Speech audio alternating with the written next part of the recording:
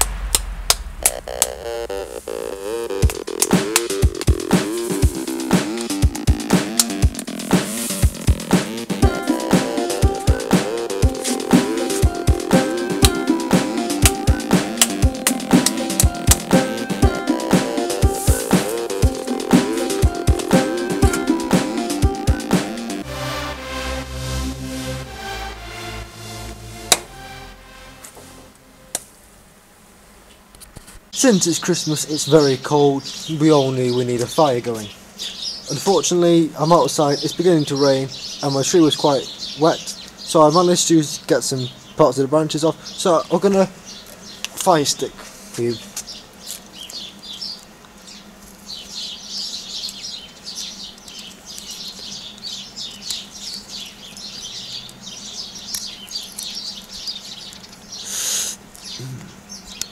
I've not sharpened this knife in ages, so it may not perform very well, but it's doing a good job right now. This part here provides a comfortable grip just to push in the blade and just to lightly feather stick. But this is quite a easy wood to cut, so let's move on to something harder. Here I have a dead stick. This has been in the rain forever, so let's see how well it does. I really should be doing this on the ground, but it's very wet and I don't want to be out here for long, so I'm just not bothering.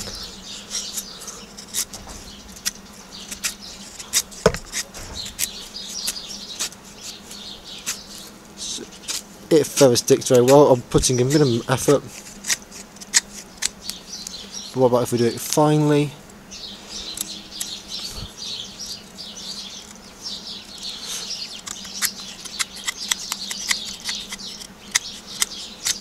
It performs quite well. Sorry, I realise you can't see that there.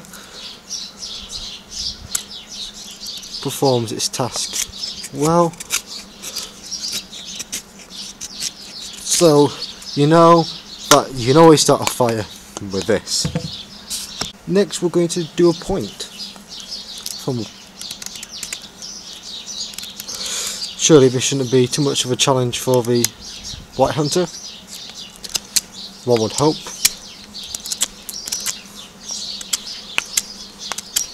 Now fortunately, sort of cheating here, well, this piece of stick had a sort of a point when my dog brought it to me when I was out walking one day, so a slight cheat there, isn't it, really?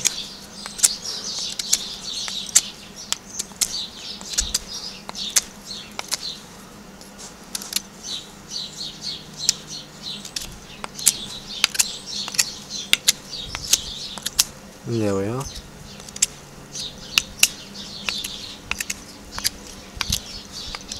Nearly there. Ooh. Nifty water there, wasn't it? And the good thing about this knife is you can just use the tip bit there and just push up. So it's no big deal really. This knife can do a lot and it's performing very well.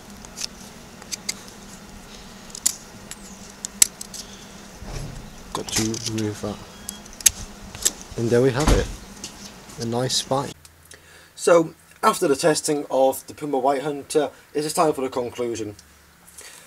Before I go into that, just to let you know, this is going to be just a brief conclusion about it. If you're looking for the main review of this knife, I have it on my channel, so have a look for it. That just gives you the specs and my thoughts of the knife and everything like that. So the conclusion of the Puma White Hunter. So be careful to get it out of the sheath. So the goods and the bads of using the Puma White Hunter in the field. So let's go for the good things. The good things is that using said knife, you have a very firm and comfortable grip in your hand. Even though the handle looks very thin, but it's thick. But what I mean by thin is, if you look at the height of it, it is quite small. If we compare it to the Kuhnemann MT1. This is a comfortable handle knife, but is bigger and thicker than the handle of the Puma. Even though you might think you want a big chunky handle to make it comfortable, that is not the case with the Puma White Hunter. This handle is perfectly capable of providing a secure and comfortable grip. I feel like the knife is not going to come out of my hand because you've got the guard here curving over to protect your finger, and you can have a secure grip onto it. So I feel safe chopping this knife, well, using this knife to chop and other tasks, because I know the handle is secured in my hand and it's not going to slip. And plus the jagged edges of the bone, or sorry, the horn, also provide friction on the hand, so in case it does get wet, it will act like G10 sort of does. It grips the friction of the hand, of the skin, to the protrusiveness of the horn. So that friction will allow you to maintain a grip, even though if your hands or the knife handle is wet. So the second good thing about this knife is its chopping capability. Even though this knife is not a very long knife, if we compare it again to the MT1, which is a bushcraft knife, and if we compare it to the Moella Elk, you haven't got a lot of cutting edge. The reason why is because at the start of a blade here, this is unserrated, well, sorry, it's unserrated, and it is not sharp at all, it is completely blunt. Then you have a good maybe 2 centimeters of serration present here. And then I'll zoom in to show you this.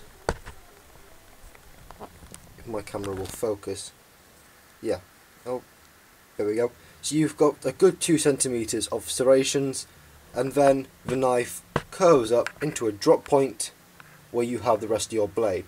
So comparing it to the elk, you have edge from the start here all the way to the tip. With the Puma, you do not.